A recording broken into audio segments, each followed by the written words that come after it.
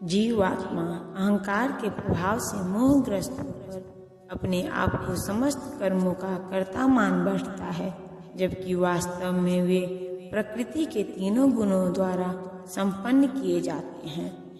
दो व्यक्ति जिनमें से एक कृष्ण भावना भावित है और दूसरा भौतिक चेतना वाला है, समान स्तर पर कार्य करते हुए समान पद पर प्रतीत हो सकते हैं, किंतु उनके पदों में आकाश पाताल का अंतर रहता है। भौतिक चेतना वाला व्यक्ति अहंकार के कारण अस्वस्थ रहता है, वहीं सभी वस्तुओं का करता है। वह यह नहीं जानता कि शरीर की रचना प्रकृति द्वारा हुई है, जो परमेश्वर की अध्यक्षता में कार्य करती है। भौतिकवादी व्यक्ति यह नहीं जानता कि अंततोगत्वा वह कृष्ण के अधीन है। अहंकारवश ऐसा व्यक्ति हर कार्य को स्वतंत्र रूप से करने का श्रेय लेना चाहता है, और यही है कि उसके अज्ञान का लक्षण। उसे यह ज्ञात नहीं है कि उसके इस स्थूल तथा सूक्ष्म शरीर की रचना प्रकृति द्वारा भगवान की अध्यक्षता में की गई है। अतः उसके सारे शारीरिक तथा मानसिक कार्य कृष्ण भावनामृत में रहकर कृष्ण की सेवा में तत्पर होने चाहिए। अज्ञानी व्यक्ति यही भूल जाता है कि भगवान ऋषिकेश कहलाते हैं, अर्थात वे शरीर की इंद्रियों के स्वामी हैं। इंद्रिय तृप्ति के लिए इंद्रियों का निरंतर उपयोग करते रहने से वह अहंकार के कारण वस्तुतः मोहग्रस्त रहता है, जिससे वह कृष्ण के साथ अपने शाश्वत संबंध को भूल जाता है। हे महाबाहो, भक्ति भावमय कर्म तथा सकाम कर्म के भेद को भली भांति जानते हुए जो परम सत्य को जानने वाला है, वह कभी भी अपने आप को इंद्रियों में तथा इंद्रिय तृप्ति में नहीं लगाता। हे महाबाहो, भक्ति भावमय कर्म तथा सकाम कर्म के भेद को भली भांति जानते हुए जो परम सत्य को जानने वाला है, वह कभी भी अपने आप को इंद्रियों में तथा इंद्रिय तृप्ति में नहीं लगाता। परम सत्य को जानने वाला भौतिक संगति में अपनी विषम स्थिति को जानता है। वह जानता है कि वह भगवान कृष्ण का अंश है और उसका स्थान इस भौतिक सृष्टि में नहीं होना चाहिए। वह अपने वास्तविक स्वरूप को भगवान के अंश के रूप में जानता है, जो सच्चित आनंद है, और उसे यह अनुभूति होती रहती है कि मैं किसी कारण से देहात्म बुद्धि में फंस चुका हूँ। अपने अस्तित्व की शुद्ध अवस्था में उसे सारे कार्य भगवान कृष्ण की सेवा में नियोजित करने चाहिए। फलतः वह अपने आप को कृष्ण भावनामृत के कार्यों में लगाता है और भौतिक इंद्रियों के कार्यों के प्रति स्वभावतः अनासक्त हो जाता है, क्योंकि ये परिस्थितिजन्य तथा अस्थायी है। वह जानता है कि उसके जीवन की भौतिक दशा भगवान के नियंत्रण में है, अतः वह सभी प्रकार के भौतिक बंधनों से विचलित नहीं होता, क्योंकि वह इन्हें भगवत कृपा मानता है। श्रीमद्भागवत के अनुसार जो व्यक्ति परम सत्य को ब्रह्मा, परमात्मा तथा श्री भगवान इन तीन विभिन्न रूपों में जानता है, वह तत्वविद कहलाता है, क्योंकि वह परमेश्वर के साथ अपने वास्तविक संबंध को भी जानता है। माया के गुणों से मोहग्रस्त होने पर अज्ञानी पुरुष पूर्णतया भौतिक कार्यों में संलग्न रहकर उनमें आसक्त हो जाते हैं। यद्यपि उनके ये कार्य उनमें ज्ञान भाव के कारण अधम होते हैं, किंतु ज्ञानी को चाहिए कि उन्हें विचलित न करे। अज्ञानी मनुष्य स्थूल भौतिक चेतना से और भौतिक उपाधियों से पूर्ण रहते हैं। यह शरीर प्रकृति की देन है, और जो व्यक्ति शारीरिक चेतना में अत्यधिक आसक्त होता है, वह मंद अर्थात आलसी कहा जाता है। अज्ञानी मनुष्य शरीर को आत्मस्वरूप मानते हैं। वे अन्यों के साथ शारीरिक संबंध को बंधुत्व मानते हैं।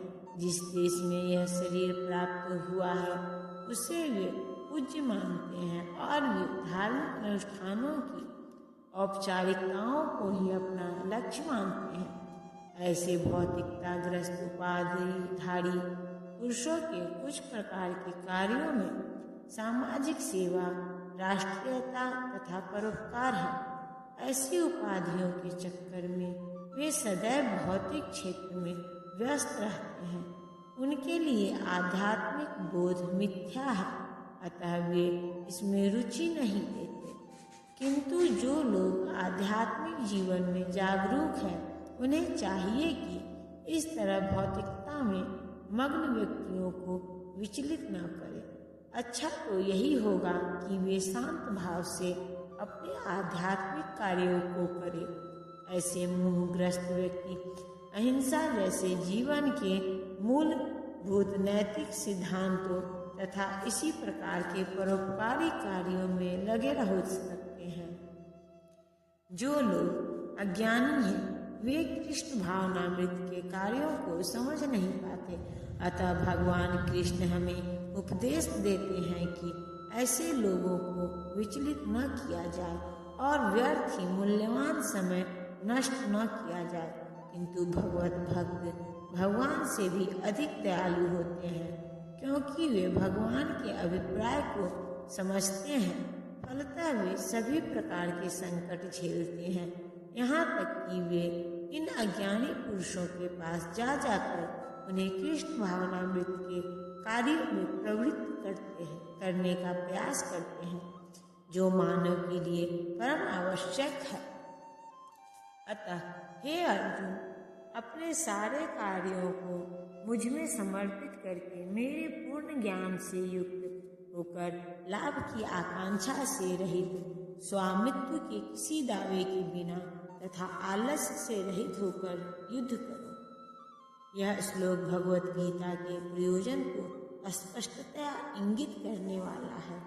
भगवान की शिक्षा है कि स्वधर्म पालन के लिए सन्य अनुशासन से सुदृढ़ पूर्णतया कृष्ण भावना भावित होना आवश्यक है।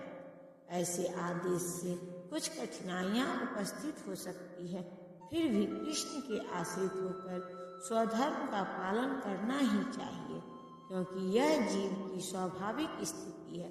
जीव भगवान के सहयोग के बिना सुखी नहीं हो सकता, क्योंकि जीव की नित्य स्वाभाविक स्थिति ऐसी है कि भगवान की इच्छाओं के अधीन रहा जाए। अतः श्री कृष्ण ने अर्जुन को युद्ध करने का इस तरह आदेश दिया मानो भगवान उसके सेना नायक हो। परमेश्वर की इच्छा के लिए मनुष्य को सर्वस्व की बलि करनी होती है और साथ ही स्वामित्व जताए बिना स्वधर्म का पालन करना होता है। अर्जुन को भगवान के आदेश का मात्र पालन करना था। परमेश्वर समस्त आत्माओं के आत्मा है, अतः जो पूर्णतया परमेश्वर पर आश्रित रहता है या दूसरों में पूर्णतया कृष्ण भावना मृत भावित है, वह आध्यात्म चेतस कहलाता है। निराशी का अर्थ है स्वामी के आदेशानुसार कार्य करना, किंतु फल की आशा न करना। कोषाध्यक्ष अपने स्वामी के लिए लाखों रुपए गिन सकता है, किंतु इसमें से वह अपने लिए एक पैसा भी नहीं चाहता। इसी प्रकार मनुष्य को यह समझना चाहिए कि इस संसार में किसी व्यक्ति का कुछ भी नहीं है। सारी वस्तुएं परमेश्वर की है। मई अर्थात मुझ में का वास्तविक तात्पर्य यही है। और जब मनुष्य इस प्रकार से कृष्ण भावनामृत में कार्य करता है तो वह किसी वस्तु पर अपने स्वामित्व का दावा नहीं करता। यह भावनामृत निर्मम अर्थात मेरा कुछ नहीं है कहलाता है। यदि ऐसे कठोर आदेश को जो शारीरिक संबंध में तथाकथित बंधुत्व भावना से रहित है पूरा करने में कुछ झिझक हो तो उसे दूर कर देना चाहिए। इस प्रकार मनुष्य विगत ज्वर अर्थात ज्वर या आलस्य से रहित हो सकता है। अपने गुण तथा स्थिति के अनुसार प्रत्येक व्यक्ति को विशेष प्रकार का कार्य करना होता है और ऐसे कर्तव्यों का पालन कृष्ण भावना भावित होकर किया जा सकता है, जिससे मुक्ति का मार्ग प्रशस्त हो जाएगा।